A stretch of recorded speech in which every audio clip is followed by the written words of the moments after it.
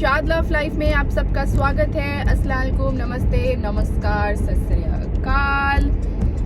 I hope आज आपका दिन अच्छा गया होगा, क्योंकि हर दिन अच्छा ही जाता है। जी हाँ, आज है मंडे और मंडे एज यूजुअल घर का ऑफिस का काम रहता है। और आज से अजान का स्कूल भी स्टार्ट हो गया है आफ्टर 1 वीक ऑफ ब्रेक, जो स्प्रिंग ब्रेक बोलते हैं। उसको भी अच्छा लग रहा है स्कूल जाके, अल्हम्दुलिल्लाह। तो अभी फ़िलहाल मैं जा रही हूँ पेपर कलेक्ट करने, जैसे मैं एनिमल ह्यूमन सोसाइटी के लिए पेपर कलेक्ट करती हूँ। तो अब आज मेरा पेपर कलेक्शन है, 2 जगह मुझे जाना है। फ़िलहाल मैं निकली हुई हूँ। आज है 5th डे ऑफ रोज़ा एंड अफ्तारी में आज मुझे कुछ नहीं बनाना, क्योंकि कल जो बने थे इतने सारे आइटम बचे हुए हैं, आज हमें उसे ख़त्म करना है। So it's good. कभी कभी ऐसा लगता है कि अच्छा है, कभी कभी दोबारा नहीं बनाना पड़ता। तो मिलते हैं आपसे कुछ ही देर में। तो हम थोड़ी देर के लिए बाहर निकले थे कुछ सामान लाने, कफूर। तो यहाँ पर से मुझे चिकन स्टॉक उठाना था, और ये देखिए यहाँ पर बोन ब्रॉथ रखा हुआ है। चिकन के बोन ब्रॉथ है। ये बहुत अच्छा होता है हड्डियों के जोड़ों के लिए। अगर आप चावल बना रहे हैं या कोई सब्ज़ी बना रहे हैं, करी बना रहे हैं, आप इसे ऐड कर सकते हो। ये अलग ही टेस्ट देता है चावल में। तो अगर आप चावल इसी में उबालेंगे तो बहुत ही अच्छा टेस्ट आता है। ये देखिए टर्की स्टॉक है, बीफ स्टॉक है, चिकन स्टॉक है, ब्रॉथ भी है। ये अगेन आप चिकन स्टॉक देख सकते हैं। नॉन जीएमओ है, सोडियम जो कम सोडियम वाला है, ये ग्लूटेन फ्री है, यानी इसमें कोई मैदा या ऐसे कुछ थिकनिंग एजेंट नहीं यूज़ हुआ है।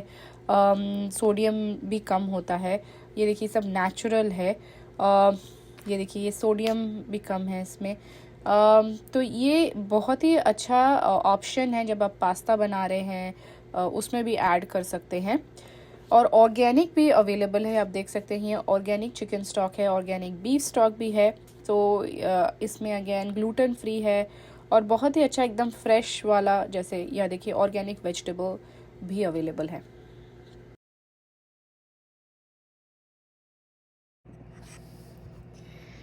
तो चलिए अब बात करते हैं कुरान शरीफ की। आज है 5th डे ऑफ रमज़ान, यानी कि 5वां रोज़ा और 5 चैप्टर की बारी। तो 5th चैप्टर में हमारे 120 वर्सेस हैं, यानी कि 120 आयतें।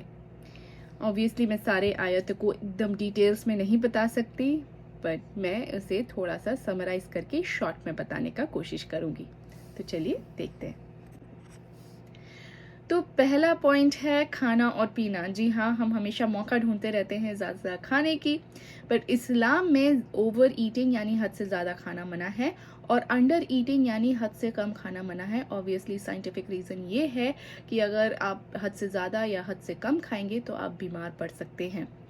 सेकेंड चीज़ ये है कि इस्लाम में healthy eating is the must, यानी कि सही मात्रा में जो न्यूट्रिएंट्स है आपको जान मिलना चाहिए। आप सही प्रोपोर्शन ऑफ फूड आपको खाना चाहिए जो आपकी बॉडी को चाहिए, यानी फ्रूट्स खाइए, वेजिटेबल्स खाइए, मीट खाइए। मीट में हमें मना है कि हम मरे हुए जानवर नहीं खा सकते, क्योंकि अगर वो पहले से मर चुके हैं या नेचुरल डेथ हुई है, हो सकता है उसमें बैक्टीरिया और वायरसेस है जो आपको पता नहीं है और आप में वो ट्रांसफ़र हो सकती है। सेकेंड, हमें खून अलाउड नहीं है पीना, क्योंकि एक्सेसिव आयरन आपके बॉडी को हार्म करेगा, और अगेन उस ब्लड में भी बैक्टीरिया वायरसेस हो सकते हैं जो आप में ट्रांसफ़र हो सकते हैं और आपको बीमारी हो सकती है। थर्ड, हमें सूअर खाना मना है, क्योंकि वो लोग गंद खाते हैं और उसमें बैक्टीरिया उनमें बहुत जल्दी डेवलप होता है और वो चीज़ आप में ट्रांसफ़र होने के बहुत चांसेस हैं। तो हम मीट कैसे खा सकते हैं? मीट हम जब खाते हैं तो उसे ज़बह किया जाता है, यानी कि गले के एक नस को हल्का सा काटा जाता है ताकि वो इमीडिएटली उनका जान निकल जाए और उनको तकलीफ़ ना हो। जी हाँ, इस्लाम में आई नो कि फूड चेन है, और फूड चेन में क्या होता है कि लाजमी है कि आप जानवरों को खाएंगे, और वो जानवरों को खाएंगे, बट आपको फिर भी वो एक ह्यूमैनिटी मेंटेन करना है। एंड एज पर ह्यूमैनिटी जानवर को बेदर्दी से नहीं मारना है या तकलीफ देके नहीं मारना है, इसलिए ज़बह फॉलो किया जाता है। बट हर कंट्री में ज़बह होती है या नहीं होती है। फॉर एग्जाम्पल यूएस ले लीजिए, जहाँ मैं रहती हूँ, वहाँ पर पहले जानवर को स्टन किया जाता है, यानी कि बेहोश किया जाता है, और फिर उसका उसका गला काटा जाता है, सारे ब्लड को ड्रेन किया जाता है, फिर उसे पैक किया जाता है। तो बहुत सारे मुस्लिम स्कॉलर्स बोलते हैं कि ये एकदम सही तरीका है, क्योंकि आप जानवर को यहाँ बिल्कुल तकलीफ नहीं दे रहे हैं और जानवर को पता भी नहीं चलता कि उनकी जान निकल गई है। बहुत सारे मुस्लिम स्कॉलर्स इसके अगेंस्ट भी हैं, बट अगेन जैसे आपको ठीक लगे आप खाएं, बट ये गाइडलाइंस ज़रूर फॉलो करें। नेक्स्ट है कि पीना, अल्कोहल यानी कि शराब मुस्लिम में इस्लाम में बिल्कुल भी मना है। द रीज़न बिकॉज अगेन हमको पता नहीं चलता, वो एक लत लग जाती है। कोई भी जो आपका आदत बन जाए, जो आपको लत लग जाए, वो चीज़ इस्लाम में मना है, क्योंकि आप उसके बावत में बहुत कुछ अपना गलत कर लेते हैं, बहुत कुछ आप हद से पार निकल जाते हैं। तो नशा, हर टाइप का नशा जिससे आपका लत लग जाए वो मना है।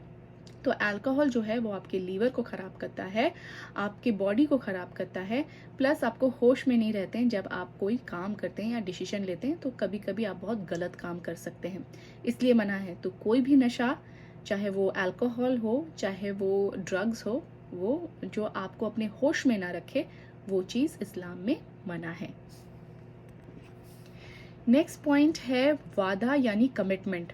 अगर आप किसी से कोई कमिटमेंट कर दिए हैं या वादा कर दिए हैं और वो आप इंटेंशनली किए हैं, होशो आवाज़ में किए हैं, तो फिर आपको उसे पूरा करना बिल्कुल लाजमी है। अगर आप नहीं करते हैं तो आपको गुनाह मिलती है।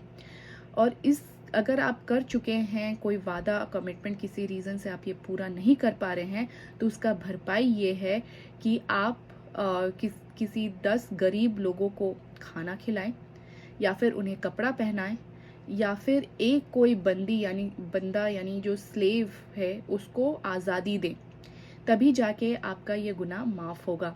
अगर आप अनइंटेंशनली मजाक से कोई वादा करते हैं तो फिर आपको ये गुनाह नहीं होगी, बट अगर आप होश आवाज़ और विटनेस के रहते हुए आप ये वादा करते हैं तो फिर आपको इसे पूरा करना लाजमी है। सो नेक्स्ट पॉइंट है इंसाफ। जी हाँ, इंसाफ का तराजू। तो जब भी आपको कोई डिसीजन लेना हो या आप जब भी किसी चीज़ का फैसला ले रहे हो, तो वो अनबायस्ड होना चाहिए, यानी आपको किसी के तरफ ऐसा झुकाव नहीं होना चाहिए कि आप गलत डिसीजन ले लें। फॉर एग्जांपल, कभी किसी ने कोई गलत किया है, आपको पता है वो गलत है, बट क्योंकि वो आपका कोई अपना है, करीबी है, तो आपने उसका साथ दे दिया, झूठ बोल दिया, तो वो बहुत बड़ा गुनाह है। और आपको लगेगा कि इसके बारे में जानेगा कौन, बट जैसे मैंने कहा था, अल्लाह सब जानता है। तो उसके गुनाह से ज़्यादा आपका गुनाह बढ़ गया यहाँ पर, क्योंकि आपने यहाँ जहाँ सच्चाई बोलनी थी वहाँ पर आपने झूठ का सहारा लिया, और उससे बहुत सारी ज़िंदगियाँ, जो मासूम ज़िंदगियाँ हैं, वो बर्बाद हो सकती है। तो इस्लाम में ये लिखा हुआ है कि आप सबको फेयरली और एक, जैसे मैंने कहा था, एक प्लेटफॉर्म में देखें, चाहे वो नीचे जाति का हो, ऊपर जाति का हो, चाहे वो आपका अपना हो या पराया हो, आप हमेशा सबको इंसाफ, सही इंसाफ के तराजू में विदाउट एनी बायसनेस ट्रीट करें। नेक्स्ट पॉइंट है जान की कीमत इस्लाम में बहुत बड़ी है, और ये जान आप बिना वजह किसी का ले नहीं सकते।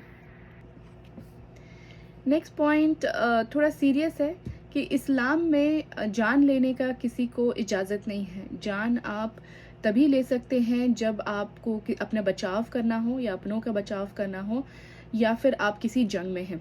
अगर आप जान किसी ईगो के वजह से ले रहे हैं, या फिर किसी के मज़े के लिए ले रहे हैं, या फिर किसी के बदले के वजह से ले रहे हैं, तब आप और इंसान नहीं रहते, आप एक हैवान या शैतान बन जाते हैं। इस्लाम में ये बहुत ही बड़ा गुनाह है, और जो इंसान किसी के जान को बचाता है किसी तरीके से, तो फिर वो इंसानियत को रीइंस्टेट करता है, यानी पूरी इंसानियत को ले आता है वो दुनिया में। और ये एक चेन रिएक्शन की तरह होता है। अगर वो किसी इंसान को बचाता है, तो फिर जिसको बचाता है उसको दिल को छूती है, वो फिर किसी और को बचाता है।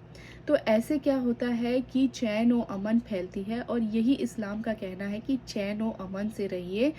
और जब आप सेम चीज़ आप जान लेते हैं जिसकी आप लिए हैं, फिर उसके घर वाले या उसके कोई अपने, फिर वो आप पे ग्रज रखते हैं, फिर वो किसी की जान लेते हैं, तो ये एक चेन रिएक्शन अच्छे और बुरे में भी जाता है। तो जान की कीमत समझिए कि बहुत इम्पॉर्टेंट है। तो बेवजह अपना ईगो, अपना इंटेंशन पूरा करने के लिए किसी की जान मत लीजिए, क्योंकि ये बहुत बड़ा गुनाह है और आप शैतान के राह में चल चुके हैं। सो नेक्स्ट पॉइंट है जिहाद। जी हाँ, इससे पहले इसके बारे में मैंने पहले भी बात किया, बट इस चैप्टर में डिटेल्स में उन्होंने बताया है कि जिहाद जो है वो एक्चुअली एक डिफेंसिव एक्शन है, इन द सेंस कि अगर आपको अपना और अपनी कम्युनिटी को बचाना है किसी ऑपरेशन से, तो आप इसके लिए लड़ सकते हैं। और लड़ने का तरीका है कि पीसफुल बातें कर सकते हैं, या फिर आप प्रोटेस्ट कर सकते हैं, या फिर किसी का मदद ले सकते हैं, जो वकील हैं उनका, जो आप लोग के बीच में सुलह करा सकते हैं। जिहाद में एक रेस्ट्रिक्शन है कि आप हद से ज़्यादा वायलेंस नहीं कर सकते, इनफैक्ट आप वायलेंस नहीं कर सकते। आप, अगेन मैं बोलती हूँ, ये डिफेंसिव है, यानी आप अपने आप को बचा रहे हैं, अपने आप को फ्री करना चाहते हैं, जस्टिस लाना चाहते हैं, बट इसमें आप हद से ज़्यादा वायलेंस नहीं यूज़ कर सकते। जैसे किसी मासूमों की ज़िंदगी या उनके प्रॉपर्टी को डिस्ट्रॉय करना या बर्बाद करना, ये बिल्कुल जिहाद के ख़िलाफ़ है। तो अगर ये अगर होता है तो वो इंसानियत नहीं होती है। वहाँ पर आप अपना इंटेंशन और अपना ईगो सेटिस्फाई कर रहे हैं, ना ही आप इस्लाम को फॉलो कर रहे हैं, ना ही आप जिहाद को फॉलो कर रहे हैं। सो इस्लाम जो है वो बहुत पीसफुल तरीके से बताता है कि जिहाद जो है वो भी एक पीसफुल तरीका है, ना ही वो वायलेंट तरीका है। नेक्स्ट पॉइंट है अल्लाह का खौफ रखना और अल्लाह का डर रखना।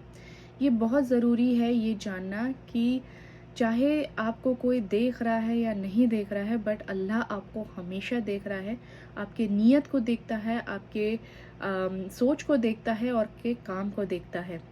तो इसी से अल्लाह आपको आपका हिसाब भी रखते हैं कि आप अच्छा कर रहे हैं या बुरा कर रहे हैं। तो जैसे मैंने कहा, जजमेंट डे होता है, हमें हमेशा इस चीज़ का याद रखना चाहिए, हम जो भी काम करेंगे उसका हमें यहीं भरपाई करके जाना है, चाहे वो अच्छा है या बुरा है। और अल्लाह ने हर किसी को एक नज़र से देखा है, उनके लिए कोई बायसनेस नहीं है, और वो हमेशा इंसान को यही गाइड करना चाहते हैं कि आप भी फेयर रहें, जस्ट रहें, कभी कोई गलत काम ना करें, तो हमेशा सही राह में चलिए। बहुत ही मुश्किल है सही मायने में, जब मैं ये सब पढ़ती हूँ कि हम डेली लाइफ में हर पल में गलतियाँ करते रहते हैं, और हमसे हर चीज़ फॉलो करना बहुत ही मुश्किल है। बट अगर आप गलती करते हैं, जैसे मैंने कहा, गुनाह की माफ़ी मांगिए, और अगर आप में एक अल्लाह का खौफ होगा, डर होगा, तो कहीं ना कहीं वो चीज़ आपको कोई गलत काम करने से ज़रूर रोकेगा। तो ये था 5th चैप्टर का आपके कुछ पॉइंट्स जो मैंने कोशिश किए हैं आपको समराइज़ करके बताने के लिए। लेकिन अगर आपको ये चीज़ अच्छा लगा तो प्लीज़ लाइक करें, शेयर करें, सब्सक्राइब करें शाद लव लाइफ को। आई नो थोड़ा लंबा हो जाता है, बट मैं कोशिश करती हूँ कम से कम पॉइंट में आपको बताने के लिए। और सही मायने में मैं जब इसे पढ़ती हूँ और समझती हूँ, तो मेरे आँख में आंसू आ जाते हैं और दिल दहल जाता है कि कितने सारे अच्छे लॉज बने हैं। और ये सिर्फ हम इस्लाम में नहीं है, आई थिंक हर रिलीजन में ये सारे रूल्स रेगुलेशंस हैं, और आपको इसका नॉलेज होना बहुत अच्छा होता है, ताकि आप अपनी ज़िंदगी को इंसानियत के राह में लेके चल सकें। तो चलिए कल फिर आपसे मिलते हैं। आज के लिए अल्लाह हाफिज़, शब बख़ैर, नमस्ते, नमस्कार एंड चाओ।